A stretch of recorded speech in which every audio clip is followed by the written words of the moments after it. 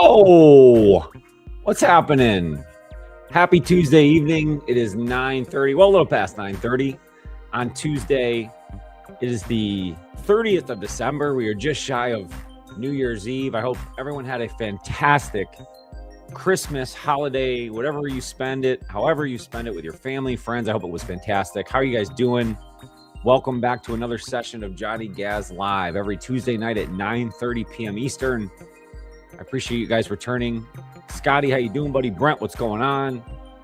Appreciate you guys getting in the chat early and often. We're going to have a ton of fun here tonight. I got a lot of good topics. Obviously, we're going to be busting into Lions football yet again, coming off a difficult loss, a loss that officially ended any playoff hopes for the Detroit Lions. So we're going to dive in to Lions and Vikings, and of course, the upcoming Week 18 matchup, which doesn't mean as much as we thought it would mean at the beginning of the season. And certainly, I think identities have sort of been shifted as far as how we expected both teams to enter this matchup, but we still have a Week 18 matchup ahead of us. Lions and Bears, so we're going to prep for that as well, and all the in-betweens that has been Lions football over the course of the week and the holiday season. Welcome back to Johnny Gaz Live. Appreciate you guys so much. Make sure to hit the like button on the stream. Let's get it out there early and often. Share it out to your friends and family. Let's get as many people involved. Let's have some fun as we enter the new year talking Lions football. I know it's hard.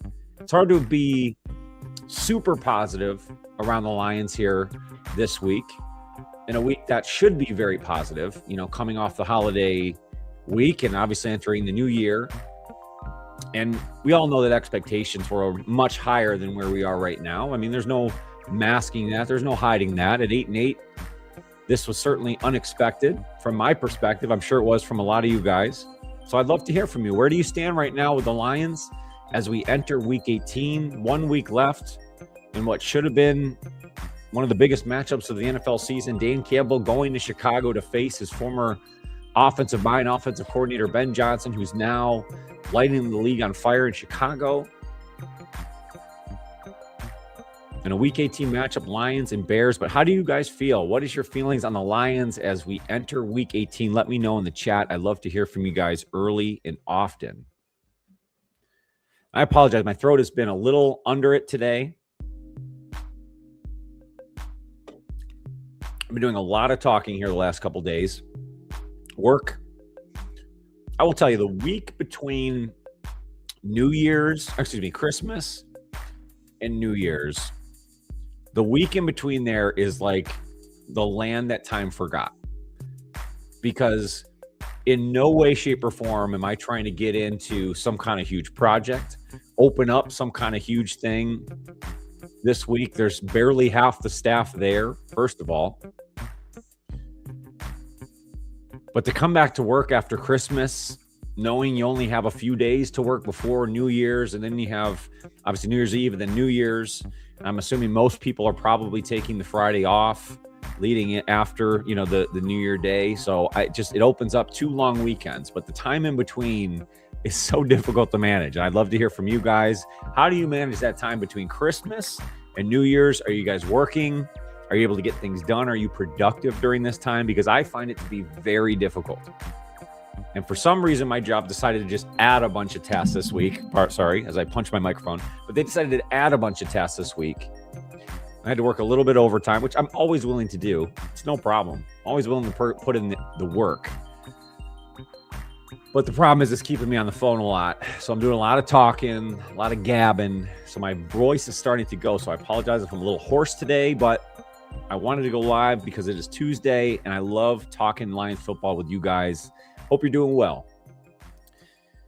Brent says, miracles will never cease. I caught a Johnny Gaz Live. Brent, I'm so glad to have you here, my man. Thank you for getting involved early. It's good to see you in the chat. Says, I think Ben wants to return the favor. I try to put a 50 burger on us. He might do that. He's got a great opportunity in Week 18, and we're going to dive into all the ins and outs of that matchup. Scotty says, I've been sick all week since Christmas Day. Bad sore throat. Dude, I feel you. I'm working on one right now. I don't know what it is, but I'm going to power through tonight. No worries. What up, A. Williams? Lion King, how we doing? He says, unless we move on from Goff, we are doomed. And that is a huge topic this week. It's kind of a good place to kick off. And I didn't really plan on this specific topic, but I love A. Williams, that you brought that here early because I think it's been a huge piece to get into. I mean, you have kind of two schools of thought. Either people in the Jared Goff camp that he's playing efficient football through all the other bad. So with the bad offensive line this year, the inconsistent play calling, up and down rushing attack, but he still put up stats comparable to seasons past, even through the tough season that they've had this year. So you have people supporting that. And then I think you have kind of what A. Williams is getting at here is that if the Lions don't break free of Jared Goff or find a different solution, the Lions will never get to the promised land or be able to get over the hump. So I'm curious to where you guys stand. Obviously, A. Williams, I believe, is on that side of it, maybe the negative Goff side, but I'd be curious to hear from the rest of you guys. Where do we stand? Can Jared Goff win the Lions a Super Bowl? Because that's really the ultimate question. He's under contract. He's got a large chunk of money coming his way next season. I believe it's somewhere like $70 million. And I believe the plan will be from the Lions organization side to restructure his contract. Seems to be some hinting at that already. But obviously, until pen hits paper and they make that happen, we don't know what that restructuring looks like. But it would be in the Lions' best interest to at least restructure Jared Goff's contract. And that can mean a couple things here, A. Williams. That can mean even extending him, right? It could mean, pushing money to the back end of his contract. But I don't know if any of that means that the Lions are teeing up to get rid of Jared Goff. And again, I'm just giving the reality of the situation. I don't know. I'm not saying that I agree with that. I've always sort of been a Jared Goff supporter more than a Jared Goff detractor because I think under the right conditions, I do believe Jared Goff can win a Super Bowl. Now, will he win a Super Bowl with this team? I can't say. Right now, I can't say. Right now, it doesn't look good. But if you would have asked me that same question last offseason, I would have given you a different answer. So I think we need to look at all factors. But I think there's definitely a case to be made here, whether you're a Jared Goff supporter or Jared Goff detractor. And I'd love to hear from you guys in the chat. What up, Joe? Joe P in the house says work, waiting for 2026 season, O-line, rebuilding. Well, I'm glad to know I'm not the only one working. I mean, that's just a reality. People got to get theirs. I appreciate that. I respect that. Brent says fix the O-line and Goff can do it. And I think that's kind of the point that a lot of the Jared Goff supporters are making is that, look, if they just retool the offensive line here a little bit, get back to some of the bread and butter rushing attack that they have had in the past, then it really helps Jared Goff and the whole offensive system. But easy to say, right? I mean, easy to say and harder for the Lions to actually fix that issue. The word on the street is that Frank Ragnow will not be returning in 2026. I know there was a little bit of back and forth whether or not him almost coming back in 2025 and then failing his physical. Obviously, he didn't come back to the team. Well, did that open the door for him potentially still coming back for the full next season? And according to the Pride of Detroit website, they're saying don't expect former Lions center Frank Ragnow to unretire in 2026. And this basically stems from a Jared Goff quote saying that, no, I don't think that's in the cards at all, Goff said. He goes on to say, of course, I'll talk to Frank. I just don't think his interest level in returning is there. Again, that's from an interview between Jared Goff and 97.1 The Ticket on Tuesday, earlier today. And I think if you have Jared Goff telling you Frank Ragnow's not returning, I just don't think that's the language he would have used if it was an open door. It sounds like that door's probably shut. So with that being said, then they got to do some other things to retool the offensive line and figure out what to do to make this a better quarterback, to make Jared Goff a better situation. And that's the situation the Lions find themselves in. Number 6-year duo quarterback head coach Goff, MCDC in Super Bowl history, won a Super Bowl. Think about that. No 6-year duo quarterback head coach Goff. Yeah, I mean, I don't know that I 100% understand the statement. I got to read that over and over again, A. Williams. No 6-year dual quarterback head coach, Goff, MCDC in Super Bowl history, won a Super Bowl. Think about that. I don't know. You might have to clarify that one for me. I think, here's what I'll say. I mean, I do think that the combination, if we're saying coach and quarterback can't win a Super Bowl, I think these two can. I think it's about other factors. And that's most organizations. But I think Jared Goff has enough in him to win a Super Bowl. But can they get enough around him and remain consistent in that? I'm not saying that's the winning formula for every organization, or that I'm not saying that's how I would build my organization. I wouldn't choose Jared Goff as my number one QB if I just had the pick of the litter. But that's the situation the Lions are in. Brent says, Frank's catching fish and content. Love it, but probably not happen. I agree. I think he's happy doing that. And I think the physical probably reinforced that for him. Like, I don't need this. Like, I was going to do him a favor, but clearly I shouldn't do him a favor. So why would he do that? And so I think we put that aside. I think the Frank Ragnow talk is just something that was hopeful, wishful thinking. But according to even the Lions and his quarterback himself, Frank Ragnow's not coming back. So let's take a step back. I know it's Tuesday. I know the Lions actually played, it was 5 days ago now at this point. So it was a while back. Lions on Christmas Day traveled to Minnesota to face the Vikings and a backup quarterback, Max Brosmer. You got to process that a little bit. They lost to Max Brosmer, who was 9 for 16 on the day. Their passing attack was null and void, Minnesota, but yet somehow they still found a way to beat the Lions. And really that was on the strength of the Lions turning over the ball 6 times.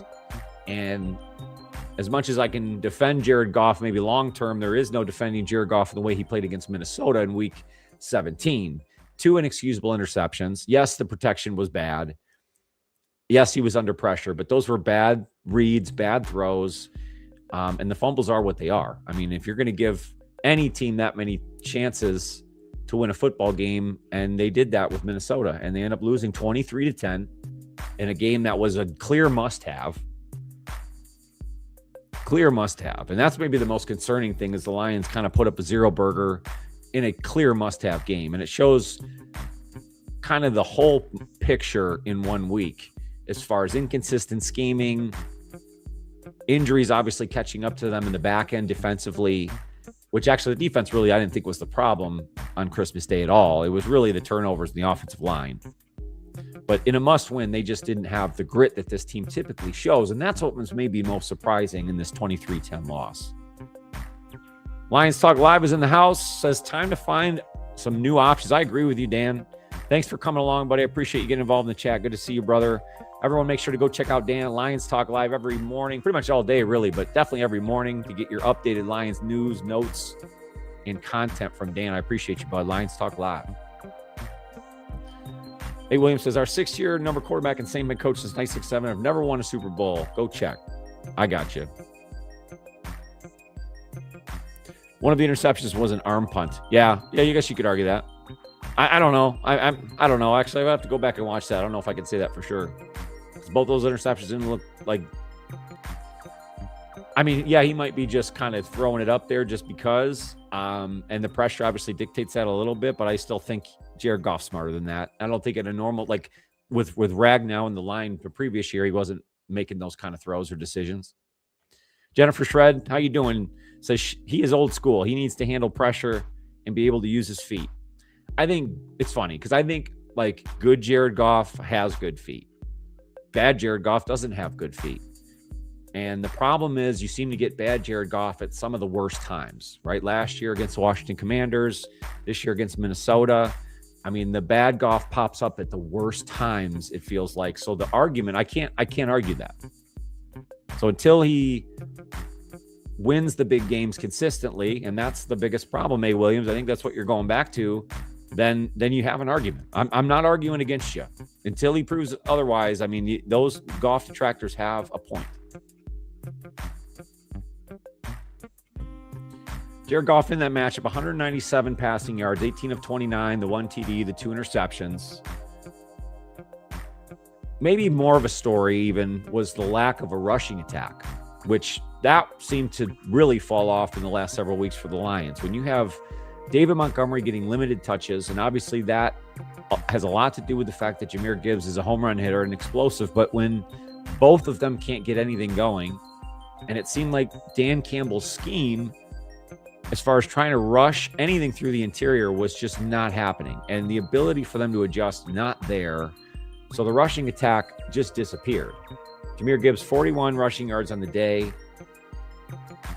And again, just no consistent rushing attack really from week 10 forward, there were some explosive games that Jahmyr Gibbs had that I think skews the numbers a little bit for the Lions as far as the rushing attack. But in the end of things, the Lions were not consistent enough with their offensive line rushing attack, and it showed. It all showed in this game against Minnesota. We talked about the defense. I didn't think the defense was the problem in Minnesota. The defense is a big problem overall. Obviously, injury is a big concern, the pass rush, but that actually showed up pretty well the last few weeks, especially in Minnesota. Aiden Hutchinson was there. Al-Qadim Muhammad again, another good day. Both of those guys with double-digit sacks. So those sack numbers are good. But I think the problem is a guy like Muhammad either didn't get enough push from the Lions coaching staff or he disappeared too often for me to feel like, okay, you found your opposite pass rusher. I still really believe they need to add a bunch up front to truly turn the page with this defense from being average when healthy to really good when healthy. You know, that's what we really want. That's what will win you a Super Bowl is a consistently good defense. And they can't find any consistency in their defense over the last several seasons. They've been able to lean their hat on a consistent offense. And unfortunately, that also fell off this year.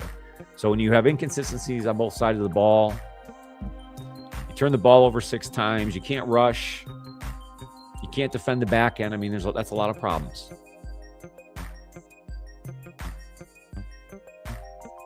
What do you think of Fernando Josh Allen Mendoza? Well, if you're asked about Josh Allen, I think he's basically Superman.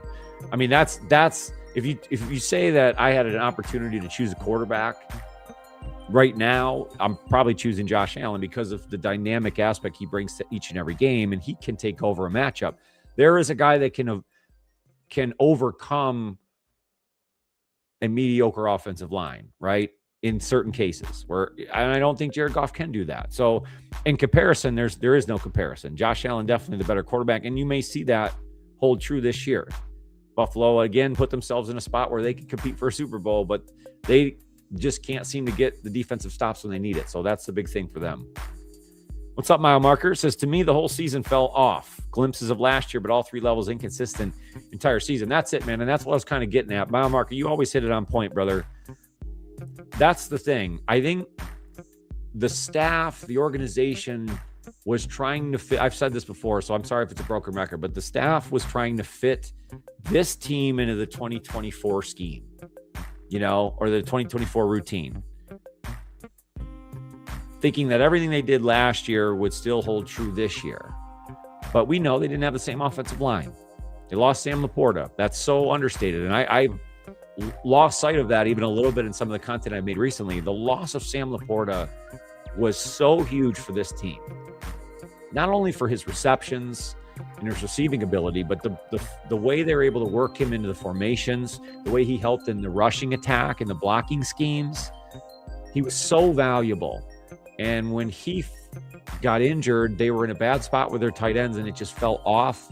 And towards the end of the year, I mean, their tight end group was probably their worst offensive group just because they didn't have talent there. And losing Sam Laporta was the big start of that. Brett says, is AQM's projected salary really $8.3 million? That's what I'm hearing. So the Lions have to make a decision with him. I got to look into that a little bit more, but I think that is sort of what he's due. Again, there's a lot of restructuring that can happen. What I probably see is them extending a year or two on his current deal so that hit doesn't affect next year so harshly, because I don't think they just want to lose him. So they're going to have to do something, because they're either satisfied with that and they pay him because he has produced double-digit sacks. But I think it'd be hard to justify that amount. But that's probably what they do, is I think they extend it. I really do.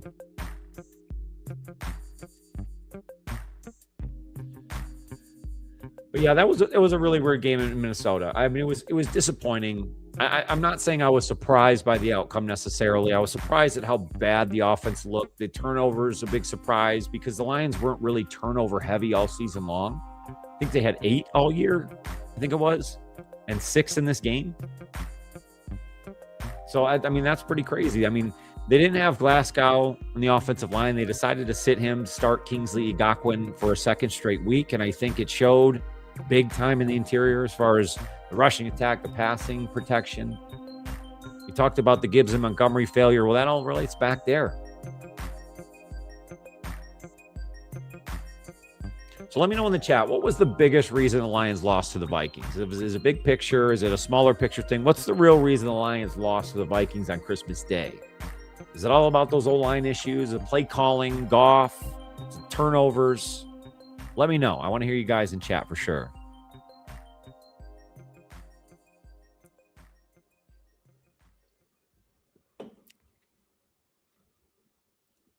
What's up, Theo? How you doing? Hey, Johnny, just joining tonight. Good to see you, brother. Welcome to the chat. William says, Mendoza's the truth. Cut bait, go get him. Take the hit like Denver did. And the 2028 Super Bowl is yours. He is compared to Josh Allen. All right. Where do you think he's going in the draft, Williams? Where do you think he falls right now in the draft order? Because I think that would play a big part in the Lions making a move for some kind of quarterback. I have heard some talk potentially about the Lions looking for the quarterback of the future. So, look, you might be onto something there. I'm not opposed to that. I'm not opposed to them taking a guy. You think about, again, the Green Bay Packers situation. Brett Favre, Aaron Rodgers to Jordan Love. They drafted premature, right? But it all worked out. So there are ways to make that happen.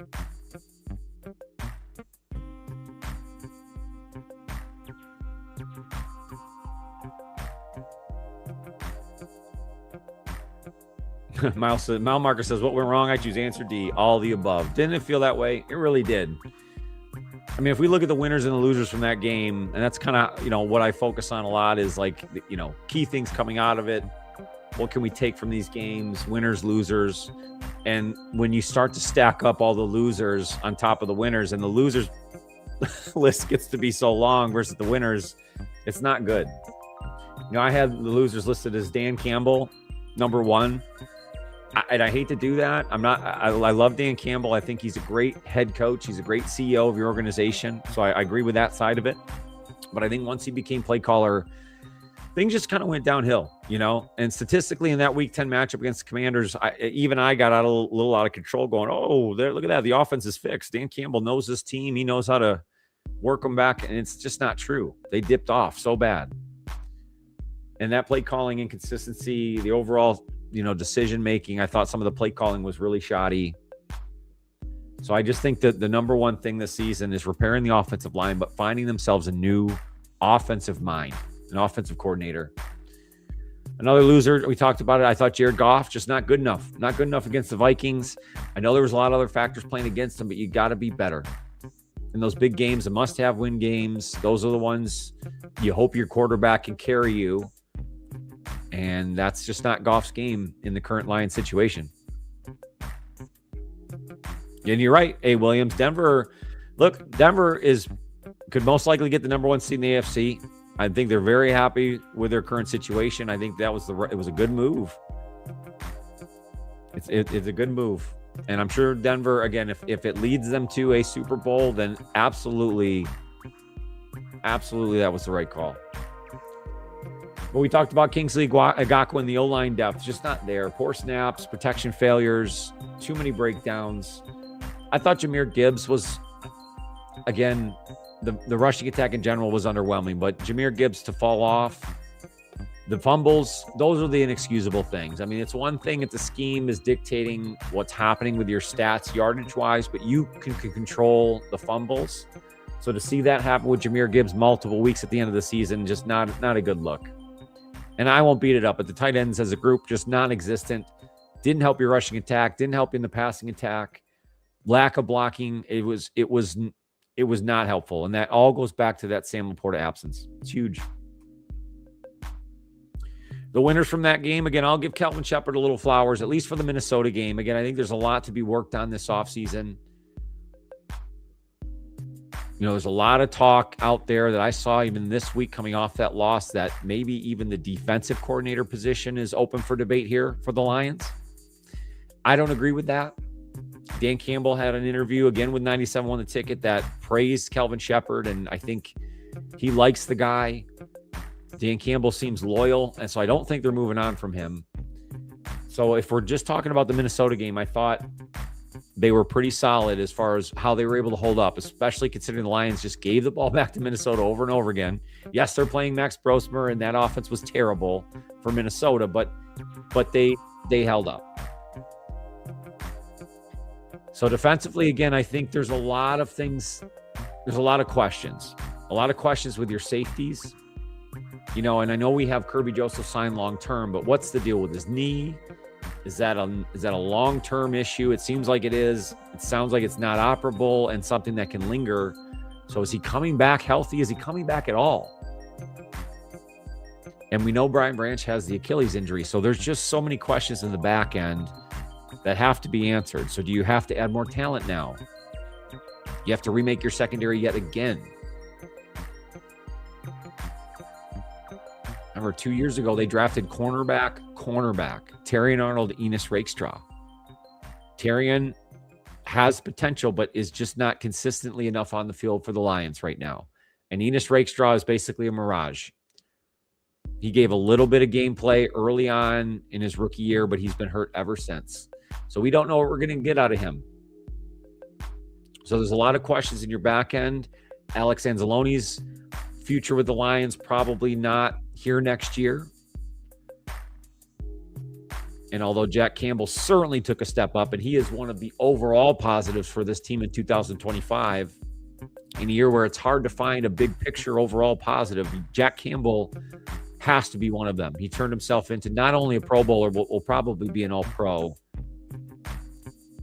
and will be the stalwart for this defense for years to come. So that is a huge, huge coup for this team in the linebacking crew. So obviously, again, questions in the secondary. You feel okay about the linebackers, even if Alex Anzalone does walk. But I think the Lions have to add even more talent up front. Build a dominant defensive line. Don't be okay with just Al-Qadim Muhammad. Stack more.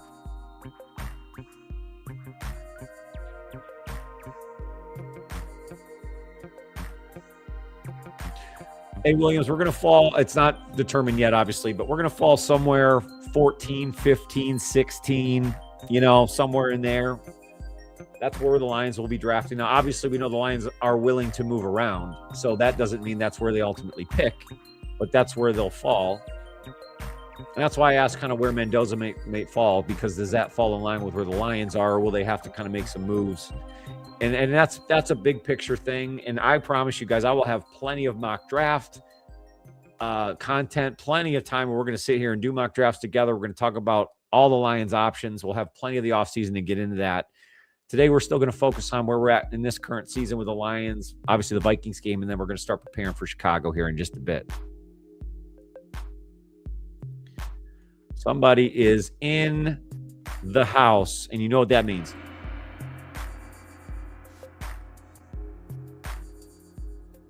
Phyllis, welcome. She says, "Part of the party. Hope everyone is well.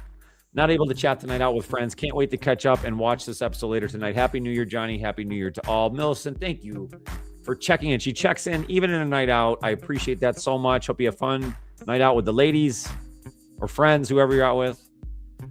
Have a great time. And hopefully this episode will hold up on a recording for you later. Shout out to you, Millicent. We appreciate you so much. Thank you.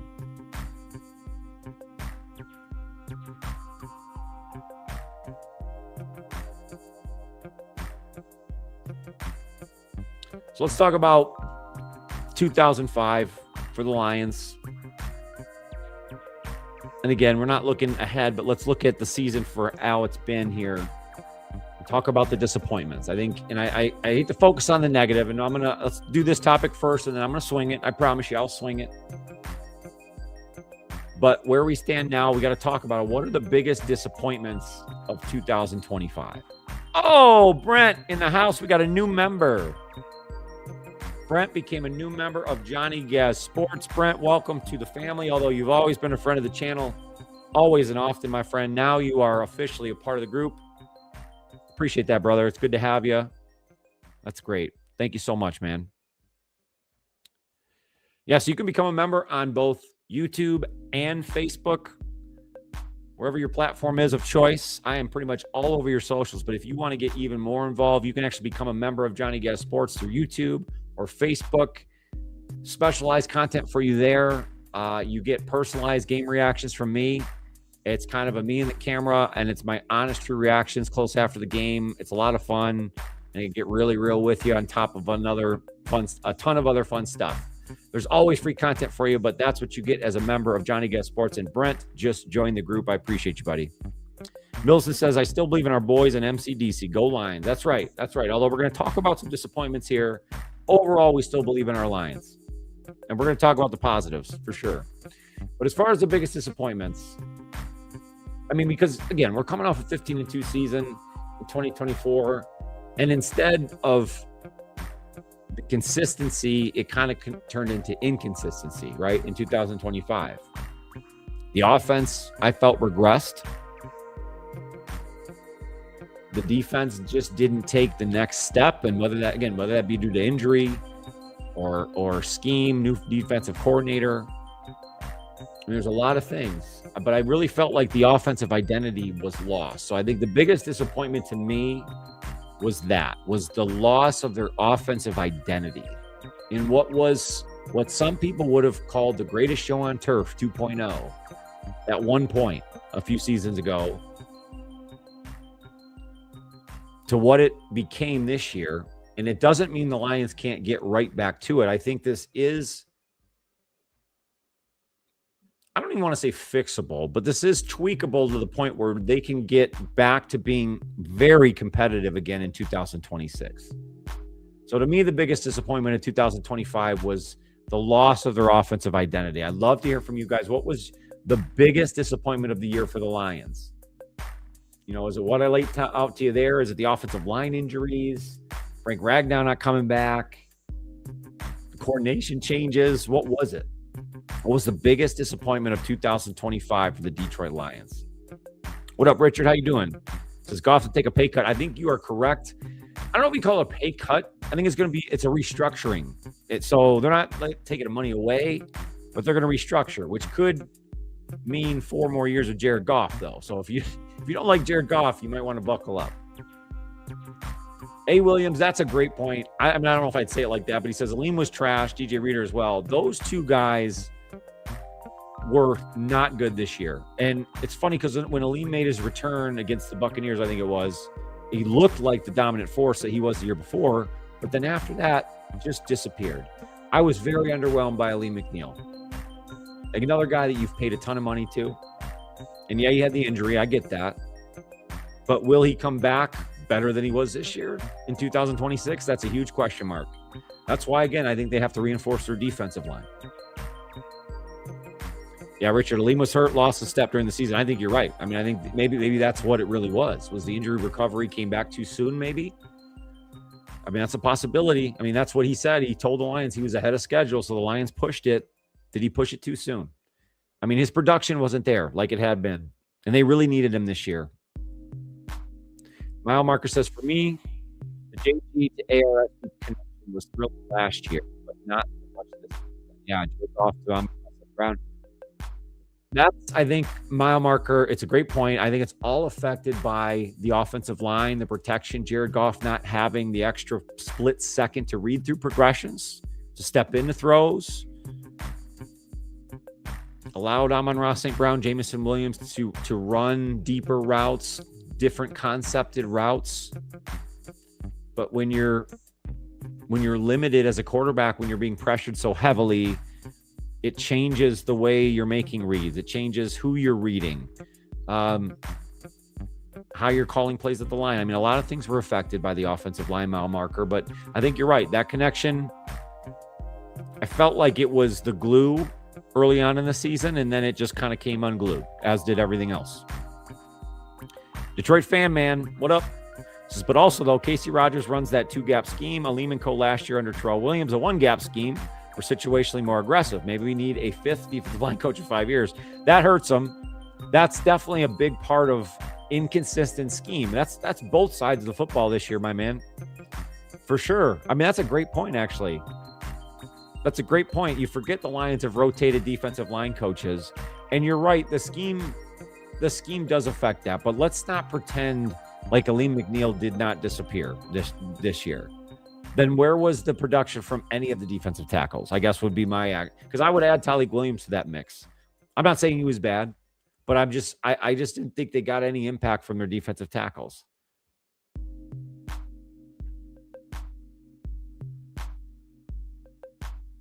But you're damn right. I mean, rotating your defensive line coaches every year is probably not great for the entire operation. And you add on the fact that Calvin Shepard took over this defense as a new offensive coordinator. I think that's kind of a tough recipe. Brent says, what about Sewell playing on a bad ankle all year? People saying he's overrated are nuts. Oh, if you're saying Penei Sewell's overrated, you are nuts. I think he was still, when all said and done, he's still the top-rated tackle according to PFF, I think, if I'm not mistaken. I mean, not that PFF should be our Bible, but you get what I'm saying. Like, he's playing insane through that injury. I think he's been a warrior. I really do. I think the question for Penei Sewell is, if Taylor Decker on the other side retires, which is a possibility, we haven't heard yet, do they think about switching Penei Sewell from the right side over to the left? And then it creates a situation where they need a tackle regardless. So again, holes on the offensive line, and they have to plan for not only Decker retirement, but you could have a Glasgow retirement as well. So and you got two young guards where I'm just not convinced yet. So you got a lot to make up there. Richard says, no center, all too small, but Ratledge can go there still. Offensive line failed us, not Goff. Yeah, that's it, man. I'm with you, Richard. It's offensive line. If you're asking me, that's my opinion as well. Because Jared Goff with an elite offensive line last year was elite. Jared Goff with a below average offensive line this year was still a good quarterback. He certainly wasn't elite, though. Certainly not elite. So those big time factors have to be there. So we hit on the biggest disappointments. Let's flip the script. Excuse me. And I talked about one, but what was the biggest highlight for the Lions here in 2025? Or maybe the most encouraging thing for the Lions coming out of 2025? You know, I know that the record itself is disappointing, but there are bright spots. One of them, I think, being Isaac Tesla. And we can beat up the fact that the Lions ate up draft picks to get him. And maybe that wasn't the necessary position of need at that point. You could certainly make those arguments. But I think the kid himself, Isaac Tesla, has proven that the player is a great fit. A great person. Hardworking kid, and he's got a lot of talent. And he's, in his first year, already put himself in the light of a red zone threat. It's tough for year one wide receivers, especially that guys that aren't even, let's say like a Marvin Harrison Jr., right? Look at that situation where coming out of college, you thought it's like the perfect fit. He's got the acumen. He's got the genes, you know, he comes from the right family. He's got the football IQ built in, all the measurables you want. Was amazing in college. He should just come in and dominate, but he didn't. It took him time. You know, and I only bring that up as the example. Tesla, I felt like, took advantage of every opportunity he was given, even early on. Remember, he scored a touchdown week 1 against the Packers. That was a pretty awesome touchdown grab. It was meaningless because the Lions were getting destroyed, but that just kicked off this idea that Tesla, these moments weren't too big for him already in year 1. And when he was given opportunities, he really took advantage of it. And I thought in the last 2 weeks, because he scored now in back-to-back games, I mean, he's made big-time effort plays. For a young kid, that's huge. And so the long-term projection for Isaac Tesla, I think, is really good. So, yes, I don't love that they ate up a bunch of draft picks to get him, but, man, I'm glad they got him. So that's certainly a bright spot. Very encouraging as we get into next year and beyond. And I'm excited to see what he'll bring the Lions offense. Mile Marcus says, Ratledge handled his first season with dignity and grit. I thought he was good. Again, year 1, right guard, inserted right as a starter. Remember, they were kind of cross-training him in the center in the preseason too, so he had a lot to take on. And he's a victim of the other pieces to his left as well. I mean, think about it. He's playing next to Graham Glasgow, who is an aging veteran center who wasn't in that position last year. And then to his far left was Christian Mahogany, who got hurt. And then it was just a rotation of depth. So for Tate Ratledge to hold in there as the right guard the whole season, he took his lumps. He wasn't perfect, but I think he'll learn from this. And I think playing next to Penei Sewell all year long will give him the grit he needs to continue to be a good piece to this offensive line for the future. So that's why I'm not all doom and gloom. There's a lot of work to be done on the offensive line, but you still have Sewell and you still have Ratledge. Again, I'm not necessarily sold on Mahogany, but you got young talent there. But they need to add pieces. There's some free agent opportunities out there that might cost you a little bit more than you're willing to spend. If not, you got to reinvest in the draft. You have to. Theo says, I really like Williams as D-line coach. I think Tyleik Williams may have hit the rookie wall as far as the length of the season, along with shortcomings of McNeil and Reeder. That's a good point, Theo. Yeah, I mean, Tyleik hasn't had to play an 18-game schedule, and that's tough. Because I would say he did flash a little bit early. I think he was able to get involved a little more early. So you might be onto something there, Theo. It's a good point. Detroit Fan Man says, I think Decker's choice is made by the doctor's advice on another surgery on his shoulder. If he can go without it, maybe. If he is got knife time, he's done. Just praying he tells us before the draft. And that's it. That's it, Detroit Fan Man. Let's not put ourselves in a bad situation after the draft. I'm leaning towards retirement for him. That's just my opinion. That's my gut feeling. Bravo Stone says, Lions need to lose. So you're saying week 18, they just got to go out and lose? I made that argument. Not that they should go out and lose necessarily, but I was thinking, like, for week 18, does it even make sense to play all your starters? Right? Or risk injury going into next year? I mean, I think that's a question, but Dan Campbell has since come out and said that anybody who's healthy and ready to go is going to go. So that's out the door. That sounds like they're coming at it full bore. Chicago has said they're coming at it because I think they still have something to play for as far as who they may play. I could be wrong with that, but I think in either sense, I think both these guys want the bragging rights victory. I really do. Hey, Williams bottling up Lamar Jackson. We got to find that somewhere, my man. Yeah. So Richard, that's definitely a bright spot. We talked about Jack Campbell. He might be the brightest spot of 2025. His ascension after the last few years, remember his first year. I mean, obviously he got some time, but I think his athleticism, everything kind of had to catch up. He was kind of weak in coverage, but he's gotten better and better and better. Now he's he can run stuff. He can blitz. So he's gotten involved in the blitz game. And he's gotten so much better in coverage. He's just an authority now for your defense. And I think that's really key, and it will be moving forward. So yes, that to me, Richard, that's huge. That might be the most encouraging thing of 25. Scotty, good night, man. Good to have you around. Have a great New Year, buddy.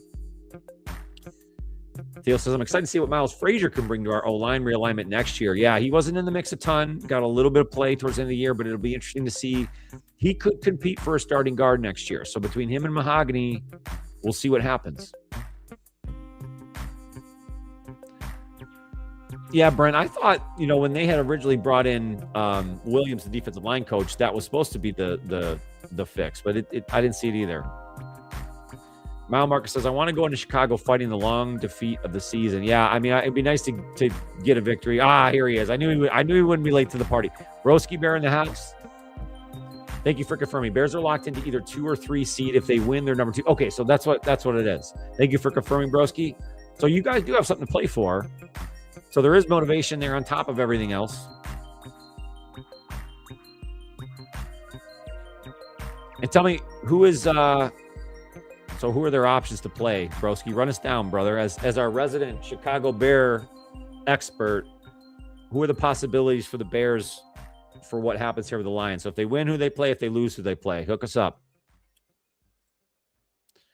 He also says Decker and Glasgow to retire. Kirby Joseph, Laporta, Brock Wright might have to retire due to injuries.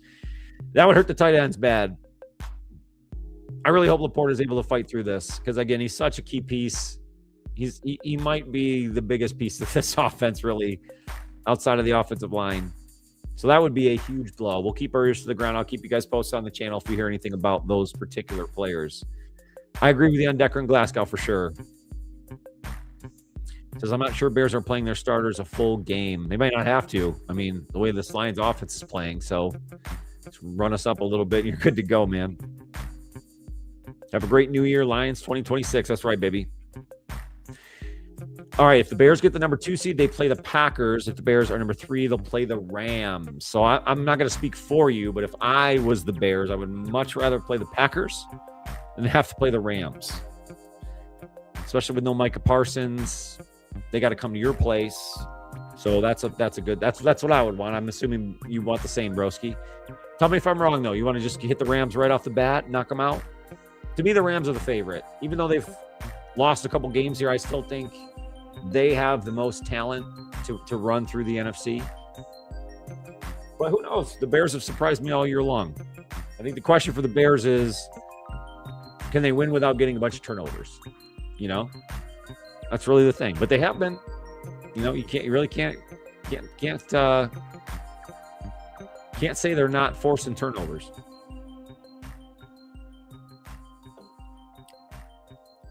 So we're into it already. We might as well stick with it. Week 18 with the Bears, Lions. Head to the Chicago. I had that frozen tundra. I had Lambeau in my head for some reason. I'm not going to Green Bay. They're going to Chicago. Going to Soldier Field. In Week 18, Lions will face the Bears. Their former offensive coordinator, now head coach, Ben Johnson, who's reinvigorated the Chicago Bears organization, brought a lot of life, a lot of excitement, and getting a lot of good things out of that offense. And Caleb Williams, the defense is turnover heavy. So the Lions, who coming off of a 6-turnover game against the Vikings, are going to have to play as clean as they possibly can because this Bears team can get after it. Broski says, I'm good either way. Rams lost at Carolina. They did. That was ugly. And at Atlanta. And Rams in the cold in Chicago. I'm fine with it. Yeah. I mean, it's fair. Anybody has to go to Chicago. That's a tough ask. It's a tough ask. But I like it. I like the confidence. It should be good. It's going to be good playoffs. I love watching playoff NFL football. I wish the Lions were involved. Don't get me wrong. But at least I can take like the heartbreak factor out of it a little bit. You know what I mean? Just kind of connect with the football. I like that. So again, Lions have nothing playoff-wise to play for other than pride and a winning season. Obviously, some bragging rights. Could be the only NFC North team that they could sweep this year. Obviously, swept by the Packers themselves, swept by the Minnesota Vikings themselves. So their only shot is to beat the Bears here in Week 18. Odds have Detroit as the underdogs, obviously. The Ben Johnson storyline, probably the biggest one here. Former Lions offensive coordinator now calling the shots here for the Chicago Bears. And again, a lot of people making the argument that was the sauce, right? That the last several seasons with the Lions was all about Ben Johnson and his offensive mind and the creativity and the play calling. And he's brought that brand of football over to Chicago, and you can't argue it is certainly working. So when Dan Campbell was asked about if he'll play starters here in Week 18, he basically came out and said that if you're available and you're healthy, he expects you to come out with maximum effort, be on the plane ready to go when you get to Chicago. So he's certainly not resting players, and we'll have to see what that looks like as we get into Week 18. I think the key questions heading into this game is, what is the Lions' mindset now that they're really outside of pride, isn't anything to play for record-wise or the playoffs? Can you get a better performance from this team?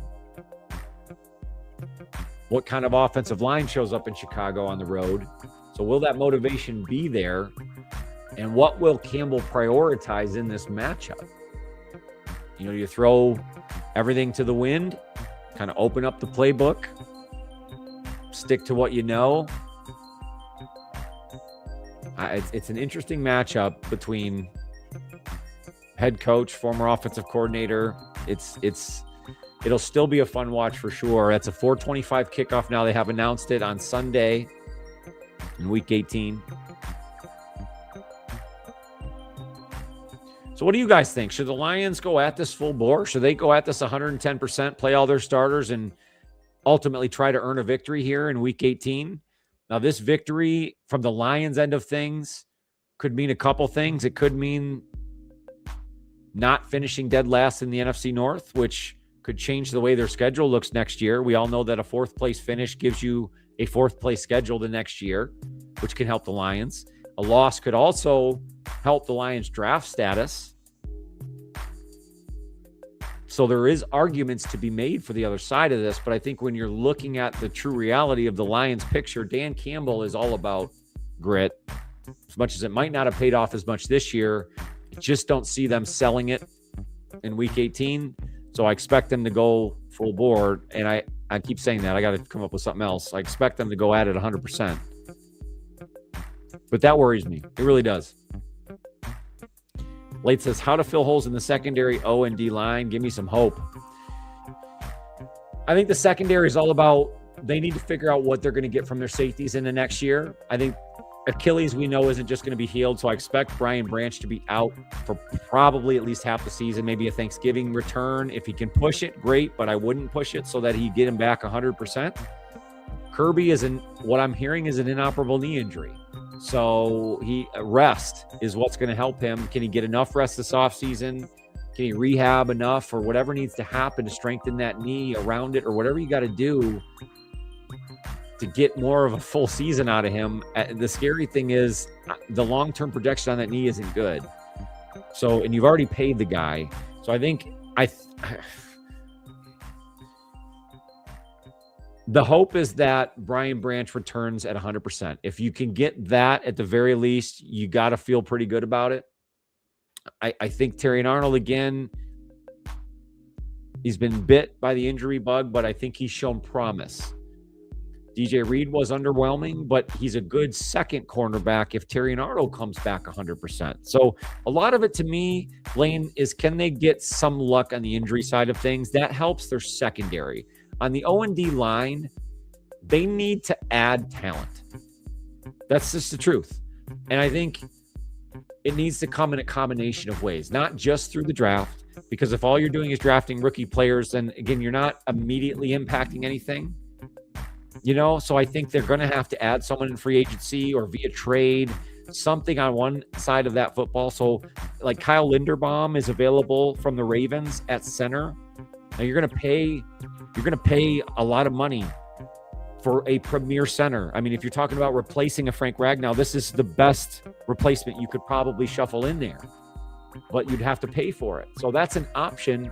But the problem is Brad Holmes doesn't usually take that option. So they'd have to do something that's out of the ordinary for them. But I think that's what would be necessary. That's how they fill the holes. That's how they rebuild this quickly.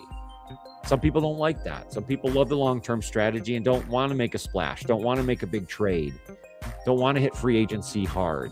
But I just think the Lions got to tweak this a little bit. I'm not saying overhaul everything you do, but be okay making a splash move here because you think, okay, we found the guy. We found a guy that can make the difference. I hate using Max Crosby as an example because when you say the name, people get all bent out of shape in one way or another.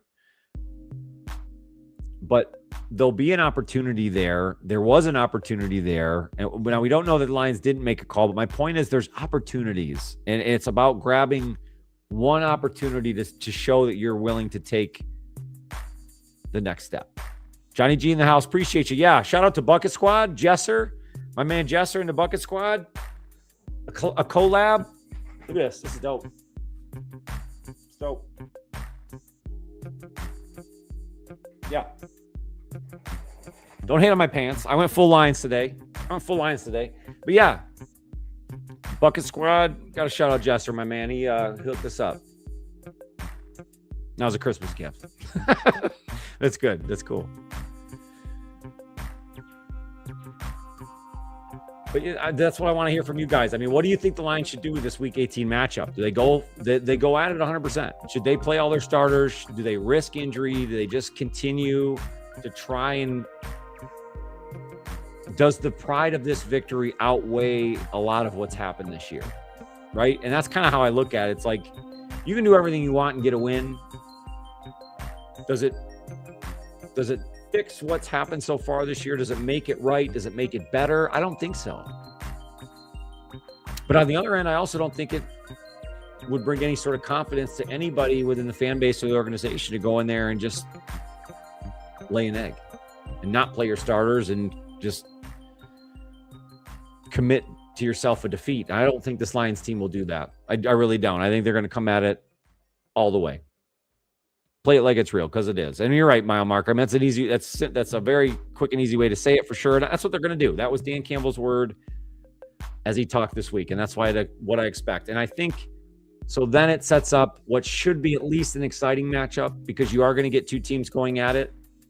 Obviously, if the score goes one way or another, that could dictate some players coming out of this game and people starting to rest at the end. But but it sounds like both organizations want and need this win in some way. So as much as I would have loved to have this matchup maybe be set up for Lions, Bears, NFC North champion, one's in, one's out, you know what I mean? Like that was my dream play for week 18, and we're not going to get that. But we still have a Sunday afternoon game, week 18, and it will be a fun watch. So let me know. Drop your predictions, the final score. What do you guys see happening in this game? Can the Lions put up more than 10 points against this Bears team? They were not able to do so against a formidable Vikings team. Brian Flores and the Vikings really had their number. Can they change their fortune on the road in Chicago in week 18? Let me know what your final score predictions are for Lions-Bears. Throughout the rest of the week, I will be putting out shorts that will preview the Lions and Bears matchup. We'll talk about the key matchups, the X factors, the differences in the game, everything you've been used to at Johnny Gaz Sports. You'll have those shorts coming out over the next several days leading into Sunday and that week 18 matchup.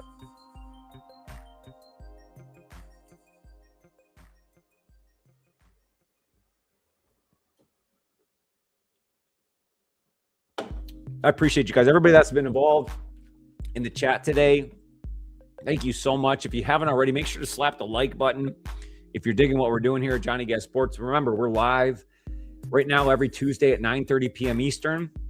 I'm planning on adding a live session on Thursday nights at the same time at 9:30. Obviously, with the holidays the last couple of weeks, it just doesn't make a lot of sense. And the fact the Lions have lost, kind of put themselves out of playoff contention. The urgency of a second live just hasn't been there. But I promise you that is in the works and will be available in the offseason as we head towards 2026. So more lives. Obviously, all the same content you've grown to love here on the channel will still be there. But I want to give more people an opportunity to get involved here. And I love going live. I really do. I love sitting here and chatting Lions football with you. And so more opportunities for that in the future. Mile Mark says 28-27 Lions. That would be a close victory on the road, man. That'd be a fun one. Sounds like a good game there. I'll take that. Any other final score predictions, hit me up in the chat. Well, we're just over an hour here, guys. I want to start to wrap some things up, but I have a few other questions for you. I want to talk about a few other key pieces, things that have happened this week.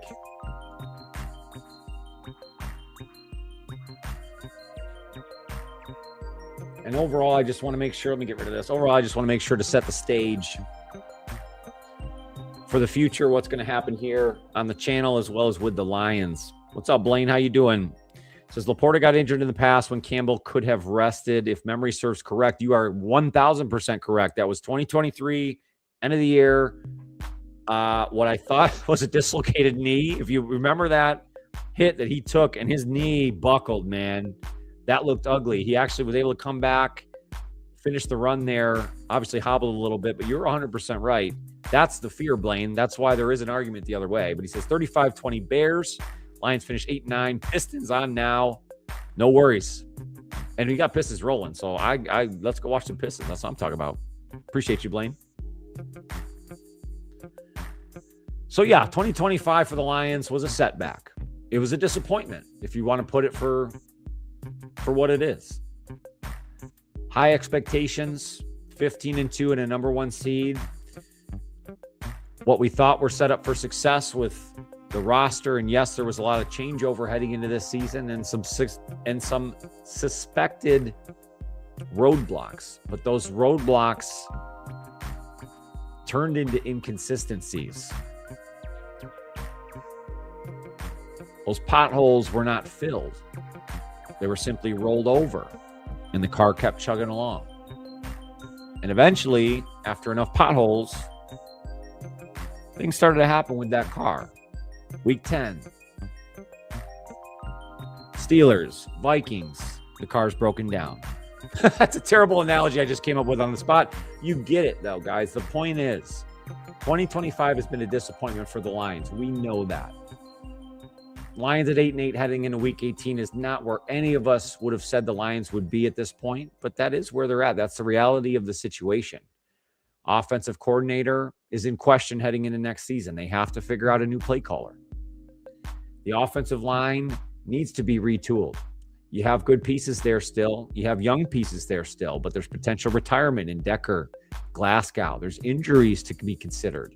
So the Lions will have to either look from the outside in or go back to the draft and rebuild this offensive line. They need to retool that area of their offense for everything else to click, for that rushing attack, play action game, for Jared Goff to be his most efficient and elite self. It has to be about that offensive line. So to me, that might be your number one concern. Turning over this offensive line, getting it back to that level of play you were at in 2024. You may not ever have an all-pro center and Frank Ragnow again. And some of that might be hard to swallow, but the truth is there's talent out there. There's ways to scheme this. And there's other teams that have suffered injuries across their offensive line and have been able to make things work. So I think there's multiple answers to these questions. Can the Lions figure out which bubble to fill in on that Scantron so that when they send it through the machine, we get those green check marks? There's a lot of things. There's a lot of things to consider for this Lions team in the offseason, but there's a lot of hope and a lot of possibility. The core of this team is still there.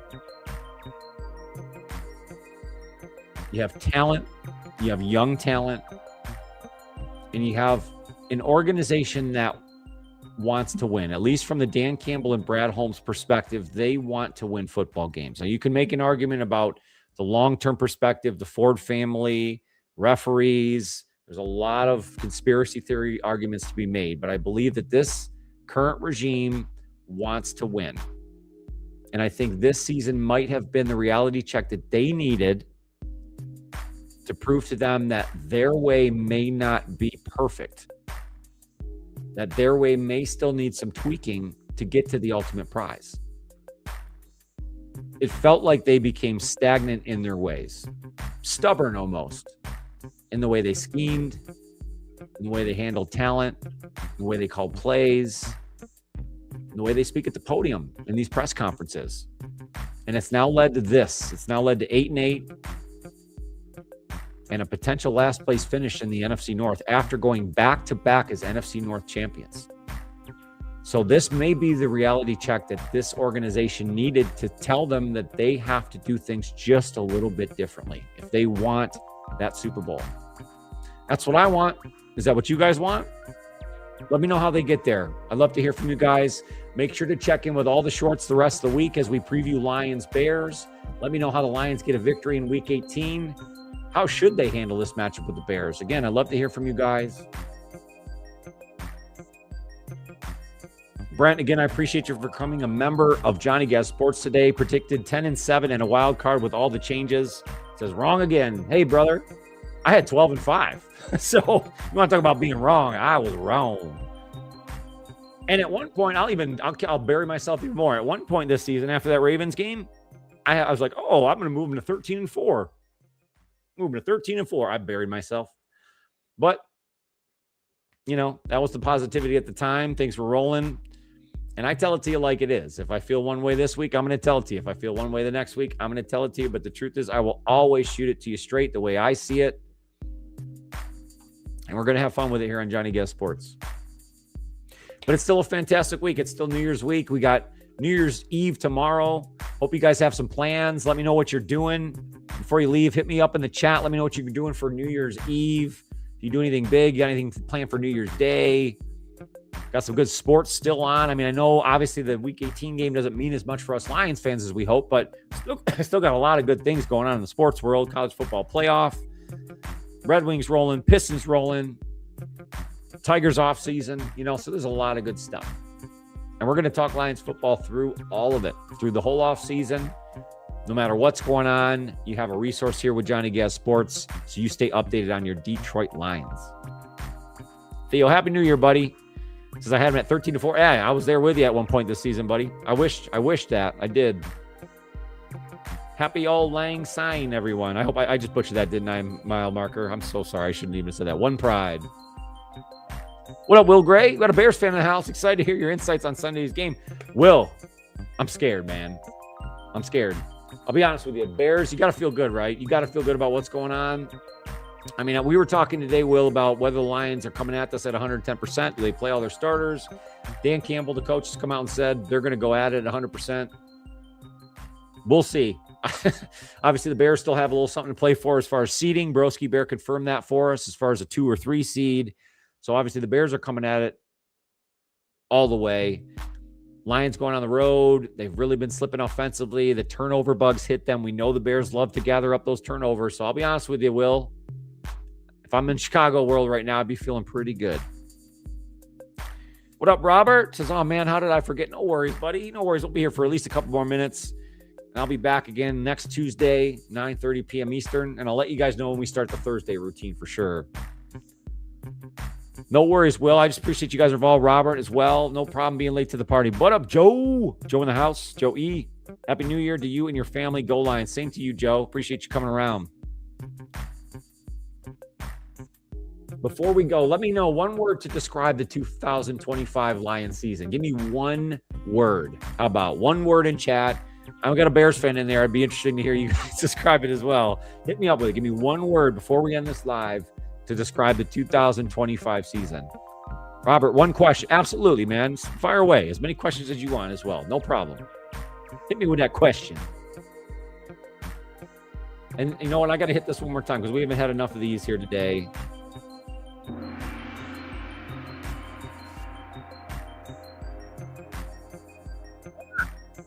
Right?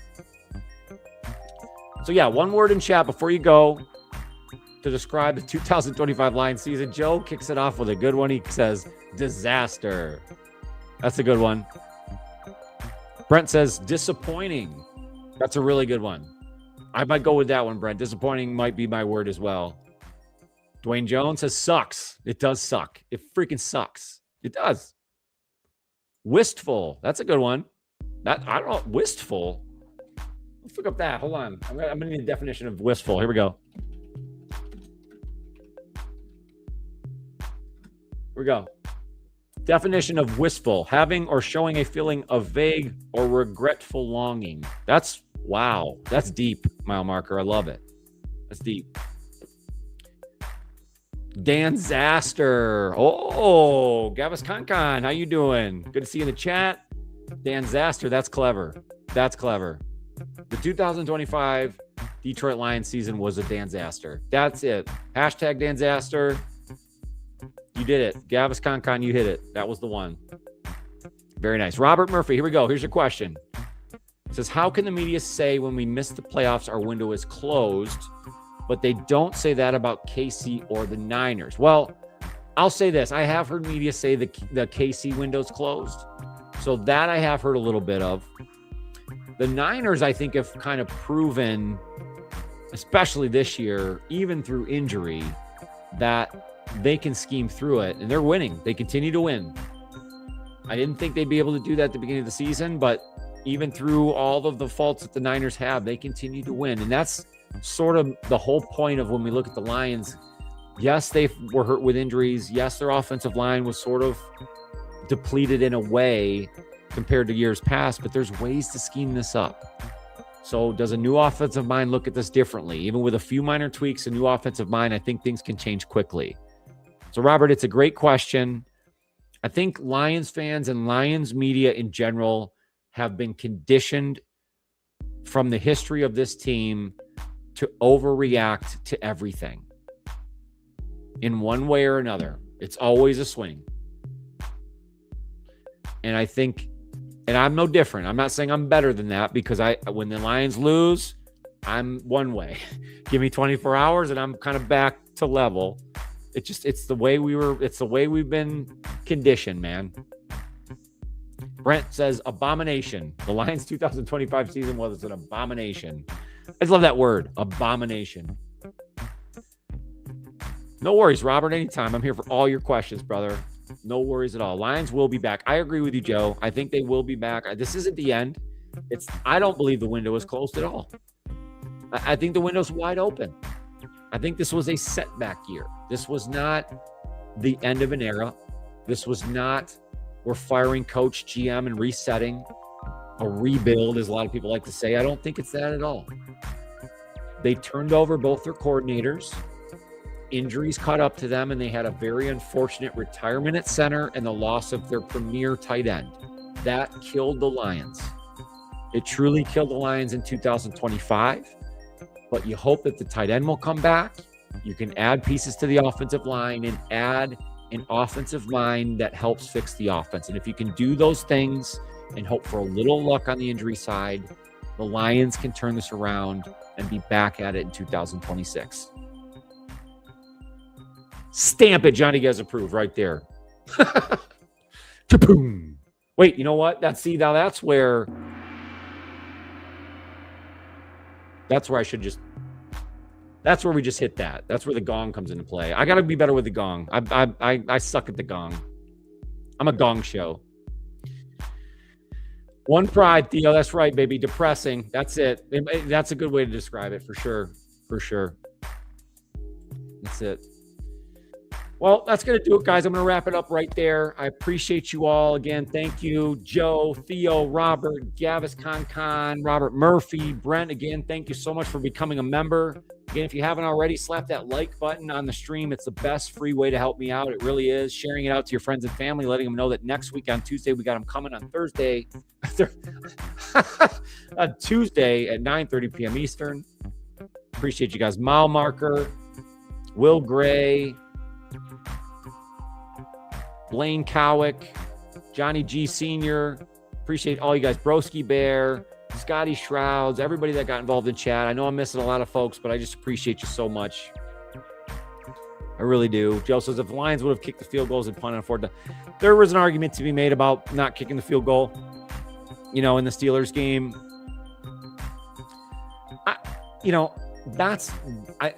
The Dan Gamble thing is looked now more negatively because of the reality of where the Lions are at this year versus last year when he was considered a genius and he was manipulating the NFL in a new fourth down routine, and it was the new age coach routine, and that, like, last year was so positive. This year it's more negative. So I just there's a small sense of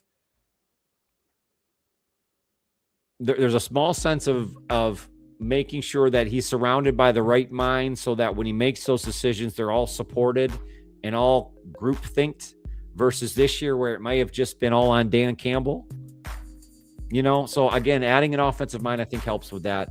Again, something we'll talk about as we progress into the offseason, and I will keep you guys posted with all the news, notes, and updates that come about the Detroit Lions as we get into the offseason. Obviously, we'll have the draft, mock drafts, all the fun of the offseason. I'll do the player profiles, the long-form videos, and we'll have a ton of shorts that come out each and every day. More than anything, take care of yourself and that mental health. It's honestly so important, and that's what starts everything else. It really does. Big shout out to 313 Villain Squad for allowing us to broadcast on your platform. Make sure to check them out on Facebook and YouTube. 313 Villain Squad. We had Dan from Lions Talk Live check in today. Make sure to check him out on YouTube. He's live every day, especially in the mornings, with a lot of good Lions news and updates. We appreciate that, and everybody that contributes to Johnny Gaz Sports. Thank you so much. I hope you guys have a great New Year. Tomorrow, New Year's Eve. Celebrate safely.